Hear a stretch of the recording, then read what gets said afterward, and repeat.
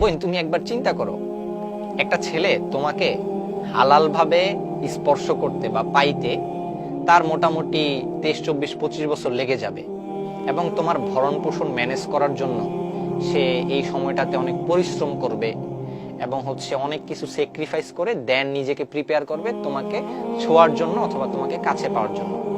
আর তুমি বয়ফ্রেন্ডের 20, 50 টাকার ফুচকা খায়া অথবা 10, 20 টাকা অল্প খুবই নগণ্য কিছু বিষয় পায়া তোমার নিজেকে একেবারে বিলাই দিচ্ছ। শুধু স্পর্শ না, আরো যা যা দরকার সবই দিয়া দিচ্ছ। আরে ভাই, মানুষ এতটা বোকা কেমনে হয় আমি বুঝি না। একটা পতিতালয়ে গেলেও সেখানে 1000, 500 টাকা খরচ হওয়ার সম্ভাবনা আছে, আর তোমাকে 50, 100 টাকার ফুচকা খাওয়াইয়া অথবা 20, 200, 300 টাকার গিফট দিয়া একেবারে রুম রেটে নিয়ে যাচ্ছে। তুমিও কোনো বাধা দিচ্ছ না, তুমি স্বাচ্ছন্দ্যে রুম রেটে গিয়ে চিল করতেছো। পুরো দুনিয়ার ইতিহাসে মেয়েদের দাম এতটা কম ছিল কখনো আমার জানাই নাই। এখন এখানে কাকে দোষ দিব? ছেলের দোষ দিব, মেয়ের দোষ দিব? দোষ তো দুইজনেরই।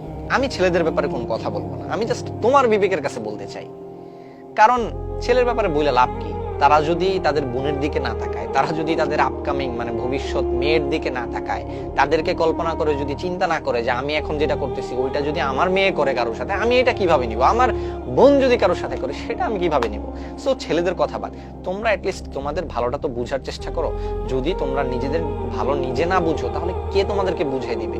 কখনোই সম্ভব না, কেউ তোমাদেরকে বুঝাইতে পারবে না।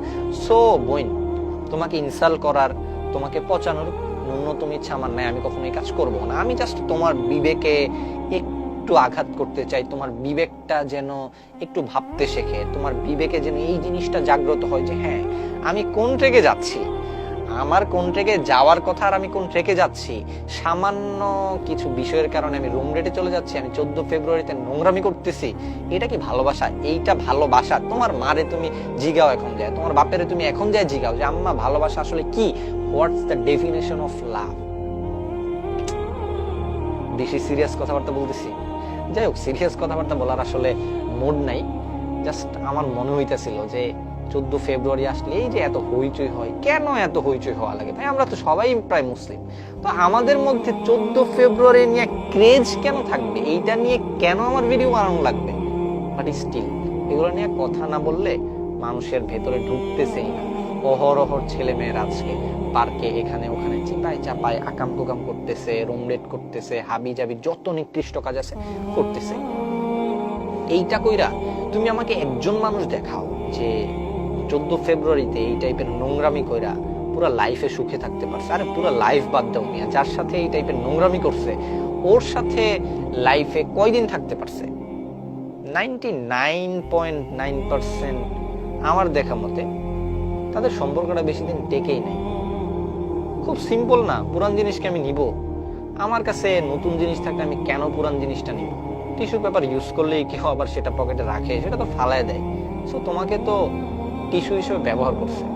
তুমি যদি নিজেরটা ভালো না বুঝো, অর্থাৎ তুমি যদি নিজেই নিজেকে টিস্যু বানায় রাখতে চাও, তাইলে তো আমি বা কেউ বলে তোমাকে সেখান থেকে উদ্ধার করতে পারবে না। তো যাই হোক, অনেক কথাবার্তা বলছি, মাইন্ড করলে সরি, বাট আমার মনে হয় এই জিনিসটা একটু ভাবা দরকার। তুমি তো শিক্ষিত মানুষ, তো আমি বিশ্বাস করি এই জিনিসটা ঠান্ডা মাথায় ভেবে ভালো একটা সিদ্ধান্ত নেওয়ার যোগ্যতা আল্লাহ তোমাকে দিছে, এবং সেই যোগ্যতা তোমার অলরেডি তুমি গেইন করে ফেলছো।